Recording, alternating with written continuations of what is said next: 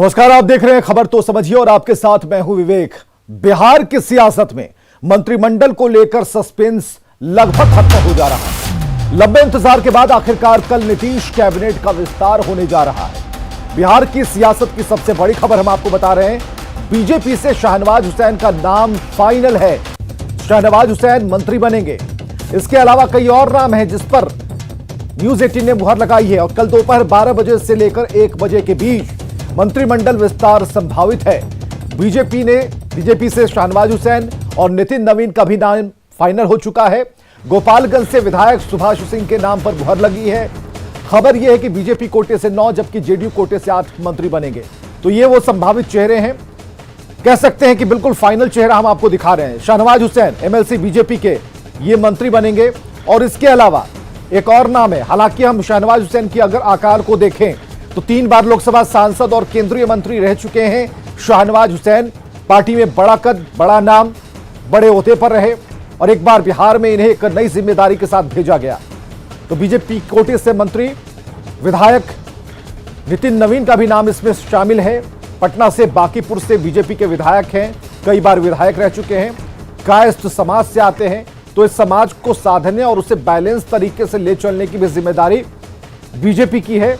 तो इनका नाम भी यहां पर बिल्कुल फाइनल है। तो बीजेपी कोटे से नितिन नवीन मंत्री बनेंगे, ये फाइनल है। चलिए तीसरा नाम क्या है? बीजेपी विधायक सुभाष सिंह का नाम तीसरे नंबर पर, जो कि गोपालगंज से बीजेपी के विधायक हैं। बीजेपी कोटे से इनका मंत्री बनना बिल्कुल तय है। तो वैसे चेहरों को हम लगातार दिखा रहे हैं।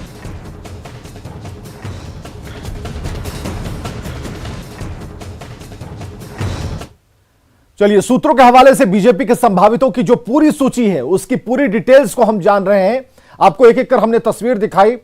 नितिन नवीन जो कि पटना के बांकीपुर से विधायक हैं और इनका बिल्कुल तय है मंत्री बनना। कायस्थ समाज से आते हैं, पटना के बांकीपुर से बीजेपी विधायक हैं और काफी अब पुराने नेता भी हो चुके हैं। सम्राट चौधरी का नाम है जो पहले भी मंत्री रह चुके हैं, वर्तमान में एमएलसी हैं। तो संभावित चेहरों की जो पूरी लिस्ट है हम आपको दिखा रहे हैं एक एक कर। संजय सरावगी जो कि बीजेपी के विधायक हैं दरभंगा नगर से, उनका भी नाम है। संजीव चौरसिया दीघा से विधायक हैं, वैश्य समाज से आते हैं। बीजेपी के विधायक संजीव चौरसिया का भी नाम इस सूची में है। भागीरथी देवी जो कि बीजेपी विधायक है, अनुसूचित जाति से आती हैं। पश्चिम चंपारण की रामनगर सुरक्षित सीट से इन्होंने जीत हासिल की थी। नीतीश मिश्रा झंझारपुर से विधायक हैं, पहले भी मंत्री रह चुके हैं, तो तजुर्बा है इनका। प्रमोद कुमार एमएलसी बीजेपी से पूर्वी चंपारण के मोतिहारी टाउन से आते हैं और पहले भी मंत्री रह चुके हैं। पूर्वी चंपारण के मधुबन से विधायक हैं राणा रणधीर, जिन्हें इस बार मंत्री बनने का सौभाग्य मिलेगा। ये पूरी सूची संभावितों की हम आपको बता रहे हैं कि बीजेपी विधायक हैं कृष्ण कुमार ऋषि, बनमनखी सुरक्षित सीट से विधायक हैं।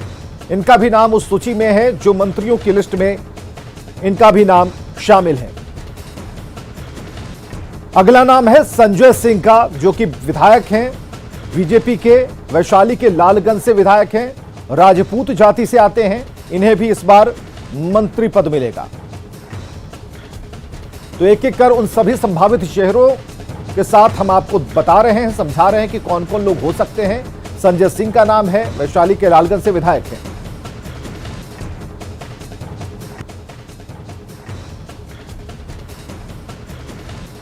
चलिए ये लिस्ट को जारी करने के बाद अब खबर को समझिए। खबर को समझना यह है कि मंत्रिमंडल में बीजेपी कोटे से एक नाम की सबसे ज्यादा चर्चा है, वो है शाहनवाज हुसैन। और इसके पीछे बीजेपी के सियासी दांव को भी आप बारीकी से समझने की कोशिश कीजिए।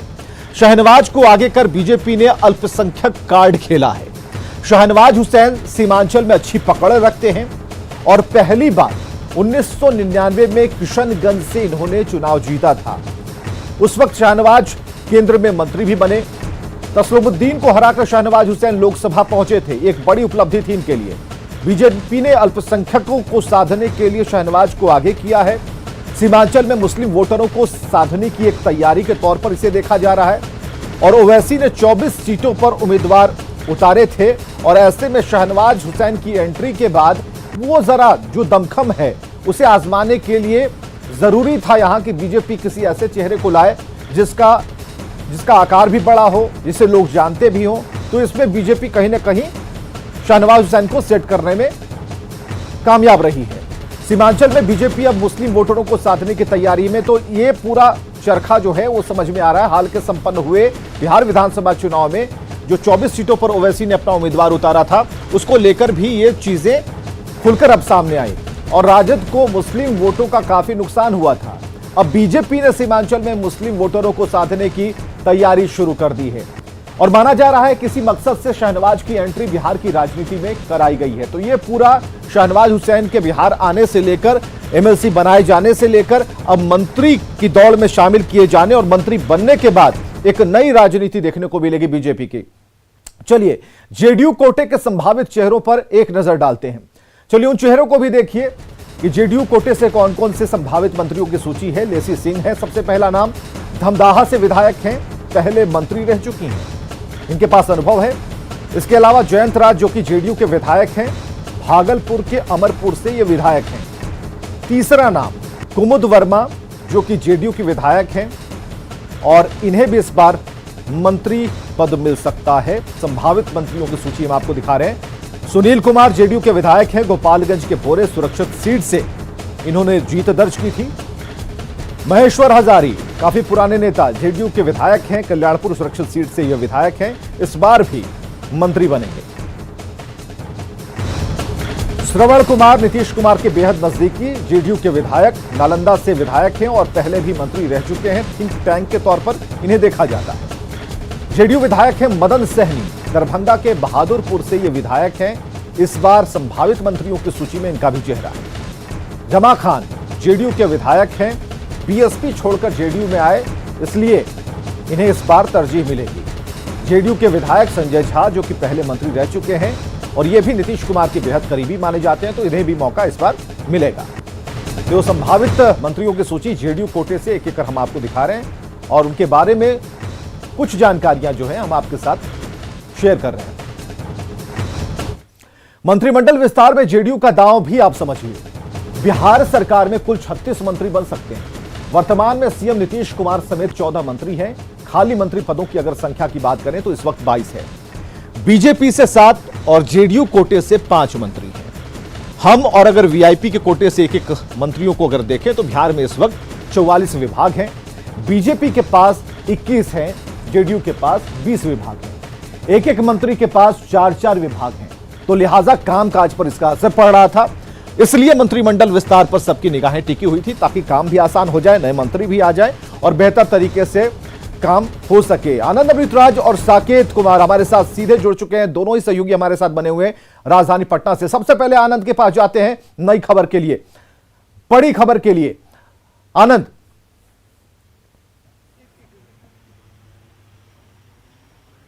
देखिए निश्चित तौर पे जो हमारे सोर्स ने बताया है, मैं आपको बताता हूं कि संजय झा, सुमित सिंह, जमा खान, श्रवण कुमार, जयंत राज, मदन सहनी, ये वो नाम हैं जो कंफर्म है और हम लगातार कोशिश कर रहे हैं। जो हमारे पास जो हमारे सूत्र हैं वो बता रहे हैं कि 8 जेडीयू कोटा से और 9 बीजेपी कोटा से मंत्री बन सकते हैं। जो हमारे सूत्र हैं वो बता रहे हैं।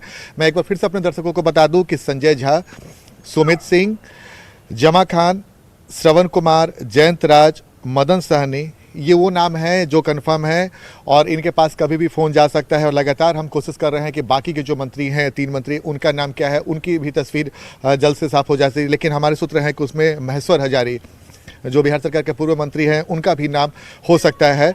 तो ये वो नाम है जिस नाम की चर्चा लगातार हम कर रहे थे और हम लगातार खबर दिखा रहे थे कि ये वो नाम है जिसके बारे में संभावना चलाई जा रही थी। राजपूत कोटे से लेसी सिंह और सुमित सिंह को लेकर काफ़ी जदोजहद हुई है, लेकिन फिलहाल जो हमारे सूत्र हैं वो बता रहे हैं कि सुमित सिंह बिहार सरकार में मंत्री बन सकते हैं। बिल्कुल आनंद, आप हमारे साथ बने रहिए। साकेत के पास चलते हैं। साकेत, बीजेपी कोटे से उन चेहरों को हम लगातार चला रहे हैं जो कि संभावित चेहरे हैं, लेकिन मुहर भी लग रही है, फोन भी आने शुरू हो गए हैं।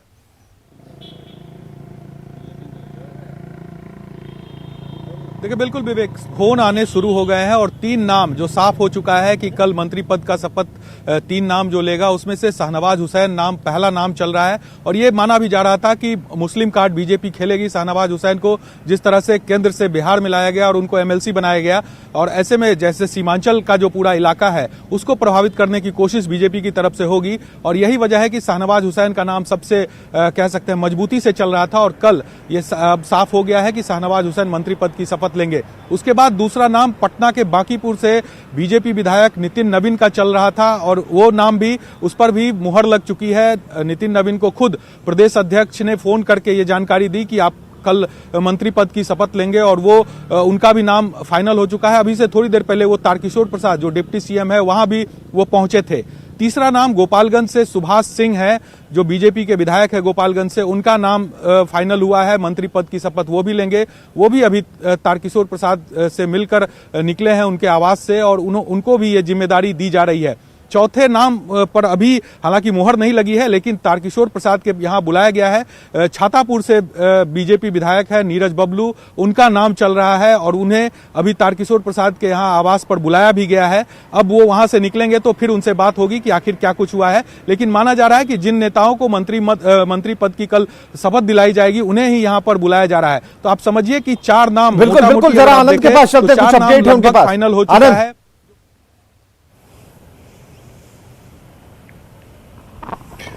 देखिए, लगातार हम बताने की कोशिश कर रहे हैं कि जो जेडीयू के सूत्र हैं वो बता रहे हैं कि संजय झा, श्रवण कुमार, सुमित सिंह, जमा खान, इसके अलावा जयंत राज, ये वो नाम हैं जो नीतीश मंत्रिमंडल में जिन्हें जगह मिल सकती है। और 3 अभी भी ऐसे नाम हैं जिनके बारे में अभी जानकारी हम लगातार लेने की कोशिश कर रहे हैं, लेकिन ये वो नाम हैं जिन पर मुहर लग चुकी है और कभी भी उनके पास फ़ोन आ सकता है। तो जाहिर सी बात है, जैसे कि मैंने आपको बताया, हम अपने दर्शकों को भी बता रहे हैं कि 8 लोग जेडीयू कोटा से मंत्री बन सकते हैं और 9 बीजेपी कोटा से मंत्री बन सकते हैं, जो अब तक जानकारी आ रही है। लेकिन आनंद, ये देखा जा रहा है, जैसा कि साकेत हमें बता रहे हैं, साकेत ने कहा कि जिन्हें फोन जा रहा है वो सीधे उप मुख्यमंत्री के पास पहुंच रहे हैं, तारकिशोर प्रसाद के पास, उनसे मिल रहे हैं।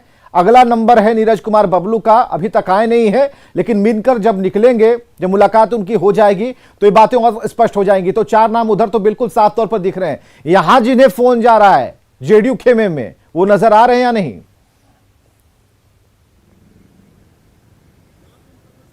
देखिए, अब तक मैं आपको बता दूं कि अब तक किसी के पास फ़ोन नहीं गया है जेडीयू कोटा से।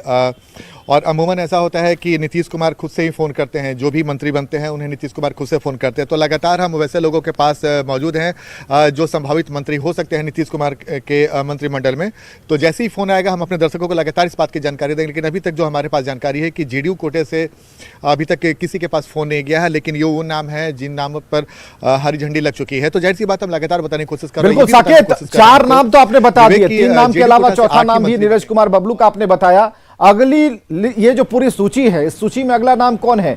कैसे कैसे बुलाया जा रहा है इन्हें, कैसे फोन जा रहा है, और किस तरीके से ये पहुंच रहे हैं और फिर आशीर्वाद ले रहे हैं, हाथ मिला रहे हैं और फिर बाहर आ रहे हैं प्रसन्नचित्त मुद्रा में?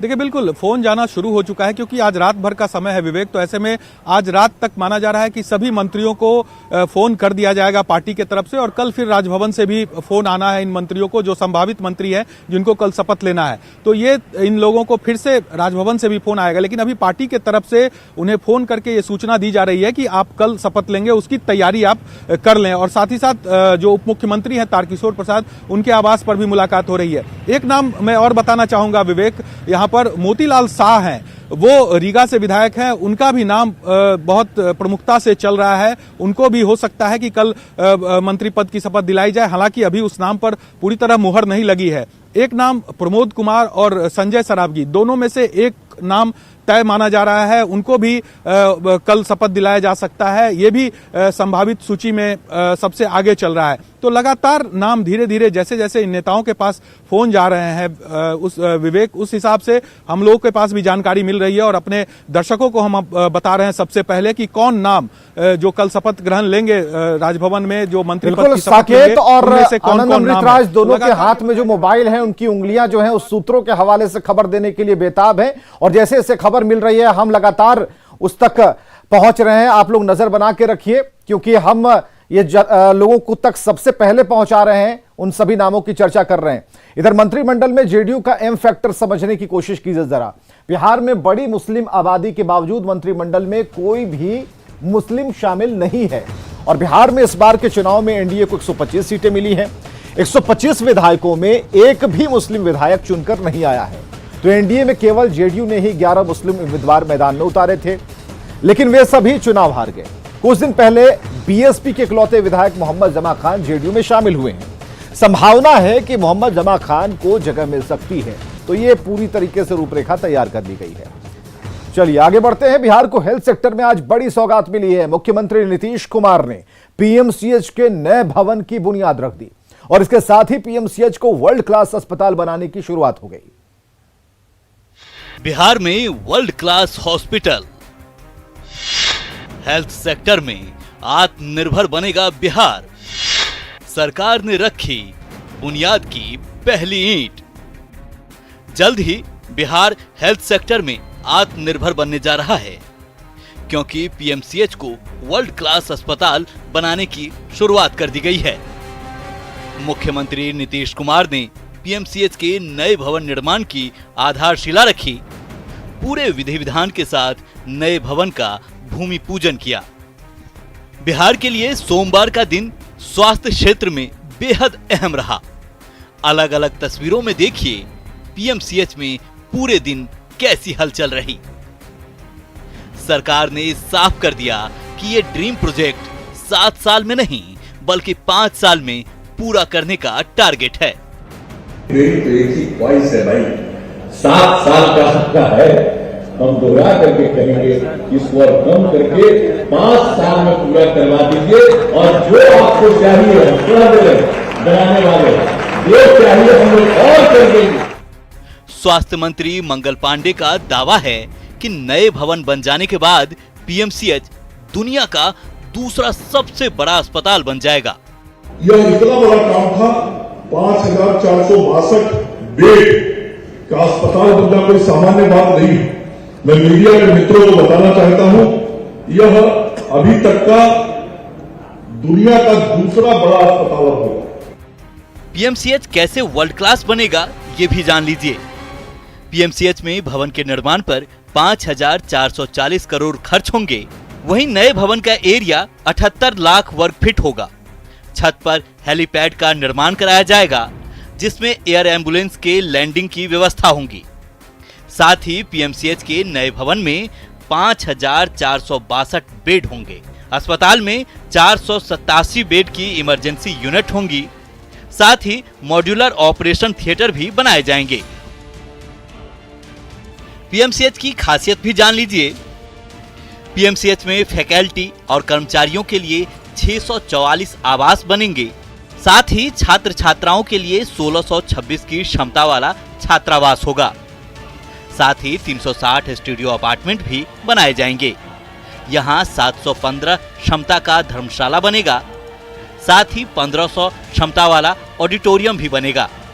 यहाँ पार्किंग की कुल क्षमता 3334 वाहनों की होगी। बस 5 साल का इंतजार है, फिर बिहार में वर्ल्ड क्लास स्वास्थ्य सेवाएं होंगी। पटना से साकेत के साथ रजनीश की रिपोर्ट, न्यूज़ 18।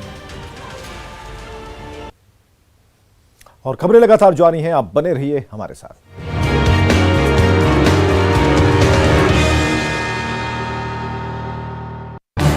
इस न्यूज़ हेडलाइन